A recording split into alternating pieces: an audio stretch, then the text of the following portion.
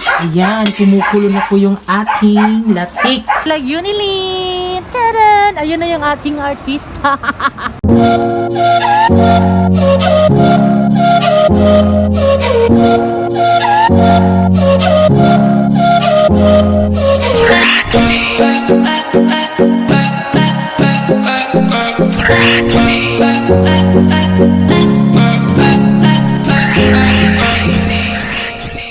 Hi mga kalab! Ako po pala si Ulysses, ang bayot nga kiat pero dili iga. Ako din, Francis, ang gwapo pero di uso. And we are the Family Love Team. Kung bago ka pa lang sa aming channel, don't forget to subscribe.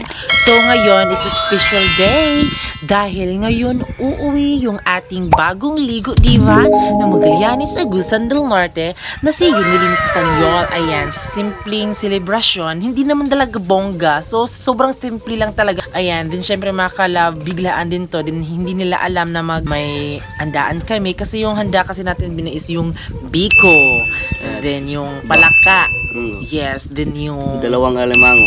yes, yun lang. I-celebrate lang namin yung naging journey ni Yunili na naging experience niya, 'di ba? Kasi ako hindi ko magagawa na parang humarap sa madaming tao tapos sa TV pa, 'di ba? Tapos yun nga.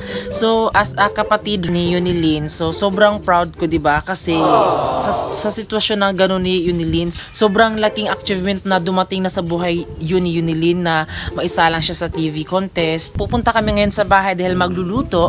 11 AM kasi yung flight nila Yunilin. So pupunta din kami doon. So kailangan namin bilisan ng pagluluto para naman pagdating nila is kain-kain na lang. Ayan. So ngayon mga kalab, isamahan nyo kami sa aming vlog ngayon and I hope na matuwa kayo, maaliw o ano pa man dyan, maiyak, basta ganon. So ayan mga kalab, let's go!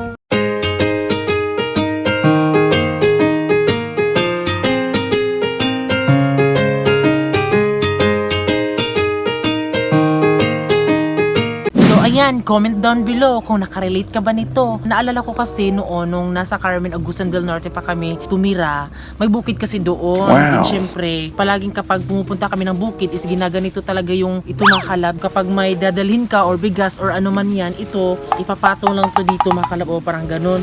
Ipapatong sa ulo. Ang rason naman kung bakit merong tela or damit para naman hindi sumakit yung ulo mo, 'di ba? Alam mo naman kapag appear tayo, sumakit ang ulo ko, sumakit ang ulo mo, kaya magsi-sex bomb tayo, 'di ba? Relate na relate ako kasi nagawa ko na to noon, 'di ba? Parang nasa bukid bino. Oh. Yung mga matatanda nga, inaano nila, parang ginagano nila, binibitawan nila. Bakit ikaw hindi mo kaya binibitawan? Kasi di mo naman ako binitawan. Ah, ganun ba? Kapag ganito mga kalabo, tinding. Ayan, tapos pupunta na sa bukid. Bino, mura jud na. Oh. At ito, naranasan ninyo to mga kalab. Kung marami kayong dinadala sa pumibili kayo ng marami, kung sobrang layo yung uuwian Yes, nyo. tapos napaka-gentleman ng mga lalaki kasi mas dinadala nila yung mas mabibigat kaysa sa babae, bino. Kung dinadala Yes, ito yun. mas pina-priority nila, nadalhin nila yung mga mabibigat. So ayan mga kalab, ngayon ay nandito na kami sa bahay at kumakain kami ng aming breakfast. Siyempre mga kalab, yung baku-baku is sinaing na namin yung baku-baku. Ayan. Kakain muna kami para may energy. At siyempre, hindi din malilimutan yung kasalo. Kasalo tayo sa pamilya. Parang ganito.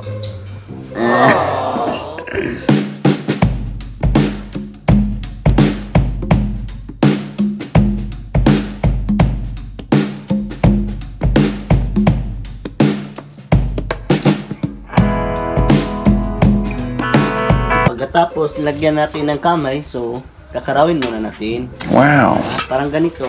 Ikot, Ikot lang.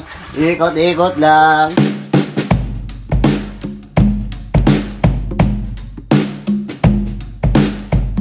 So ayan, nakabihis na po ako at we are ready to go airport, 'di ba? Kasi yung flight pala nila Unili nakalagay doon is 11 AM pero ay last flight na pala yung 9 AM. So 9 AM sila nakasakay at papunta na sila doon.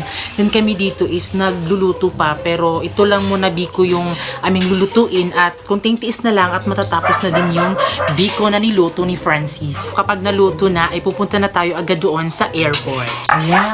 Ayan, kumukulo na po yung ating latik. Wow.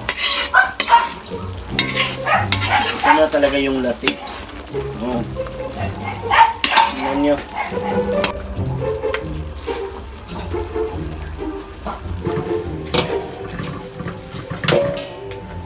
So ayun, tapos na mga kalab. So ilalagay muna namin to dito sa lalagyan. Ayan na po yung aming biko. So ayan, dahil tapos na kaming magbiko, so pupunta na kami sa airport dahil nag-aantay na sila mama doon. Dahil alas 9 po ngayon kanilang flight.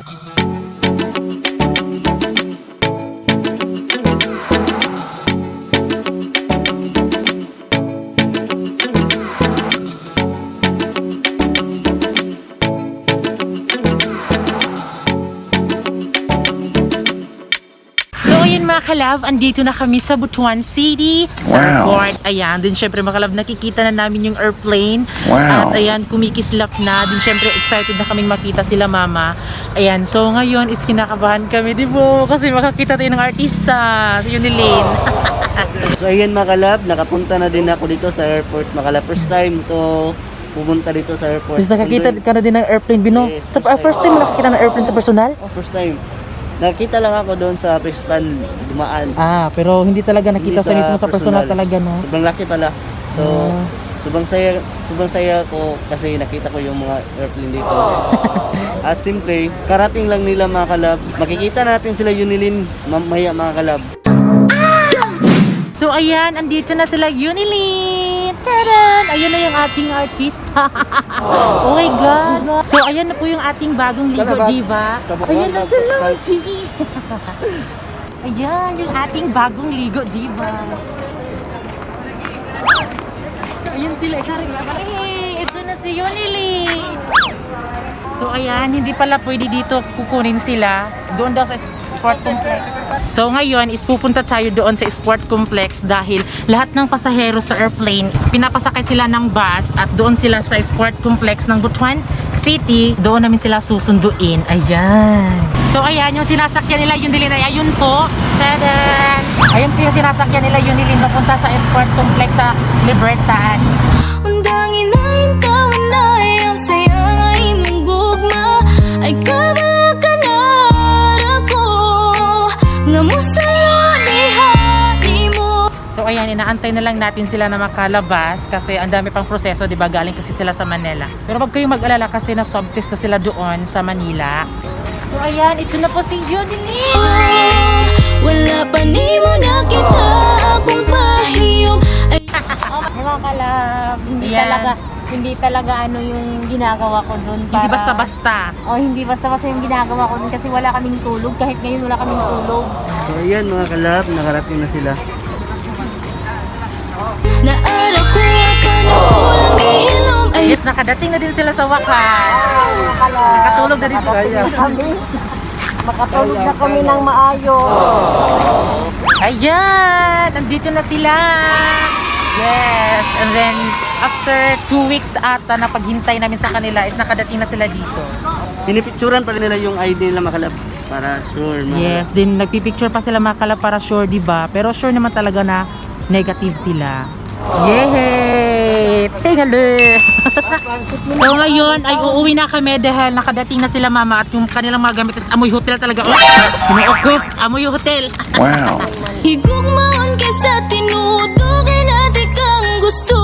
So ayan, kakarating lang namin sa bahay at ayan, yung gamit namin is papasok namin sa loob. Nakita akong pahiyom ayaw salain kayo. So ayan, andito na kami sa bahay at kakarating lang din, super stress, and then hindi madali yung maging artistahin doon nila mama at ni Yunilin dahil sobrang effort nila, di ba? Kaya gano'n naman talaga pag may pangarap ka, kailangan mo talagang mag-effort. So ayan, nandito na kami sa bahay ngayon. Ngayon pa lang. Parang nakakapagod kasi wala talaga kaming tulog ni mama. Thank you din sa outfit ko, yung sinusuot kong dress, yung sinusuot ko talaga mismo sa sa pagkanta ko. Thank you sa pinsan namin. Thank you Ate Ann Espanyol dahil sa outfit ko at sa sandal ko kasi wala talaga akong susuotin.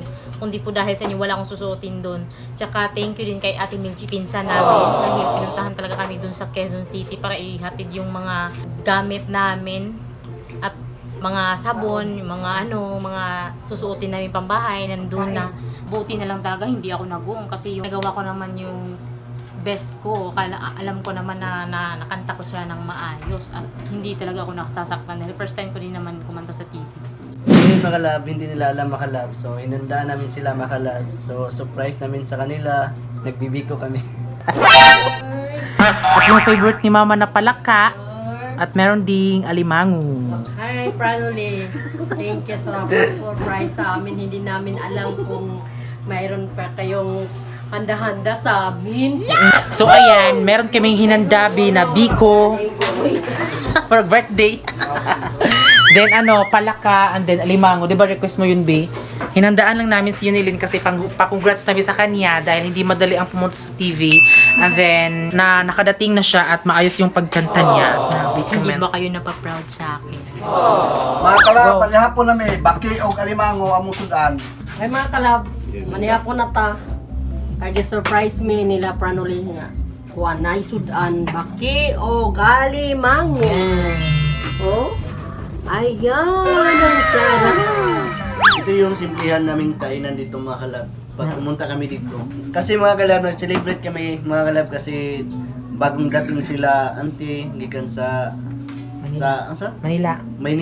So yun mga kalab, andito na kami sa bahay, Bino. So Yes. umuwi kami, hindi na kami natulog doon kasi babantayan din namin yung aming fish pan. Then syempre mga kalab, dahil nakauwi na si Yunilin, so syempre i-reveal namin sa inyo kung saan siya kakanta, diba? Then mga kalab, kung mapanood nyo man si Yunilin sa TV, kung ano yung resulta, I hope na magandahan kayo, or what if siguro kung matalo si Yunilin, okay lang sana sa inyo na natalo si Yunilin. Then syempre, kung manalo siya, napakasarap din sa feeling, diba? Pero kung ano man yung resulta, palagi lang tayo nakasupport kay Yunilin, diba? At least, pinakita niya sa lahat talaga ng buong mundo na kaya niya, na kaya niyang makipagsabayan sa lahat ng mga singers, kahit first time pa ni Yunilin na sumali sa TV. And then, syempre, mapapanood niyo po si Yunilin sa TV5! Ipapalabas daw siya, siguro mga first week, siguro si April. Basta hindi ako sure, basta month sa April, ayan, so ipapalabas siya doon. So, ayun nga, so thankful dahil lahat kayo nakasuporta sa kapatid ko. Then syempre hindi din basta-basta na makita ka sa lahat ng tao, di ba, lalong-lalo na sa first time ka. Then syempre, nagpapasalamat ako dahil maganda yung performance ni Yunilin, ayan. Then yun nga yung sinasabi ko, kung ano man yung resulta, maging masaya na lang tayo, di ba? Kasi kung ano man yung pinapakita natin sa tao, at least totoo at walang pagmaang-maangan. Ayan. Walang halong biro. So ayan, proud of you, Yunilin. At syempre mga kalab, huwag niyo pong kalimutan mag-subscribe po sa YouTube channel ni Yunilin. Ayan, dahil meron siyang vlog kung ano na bang nangyayari doon. Then syempre, thank you din kay Mama. Then sa lahat na sumuporta kay Yunilin, ayan. So ngayon mga kalab, ay magpapaalam na kami. Bago kayo umalis, please don't forget to subscribe our YouTube channel. At kami ang Pranoli Love Team na nagsisabing, dapat love lang! Nga mo sa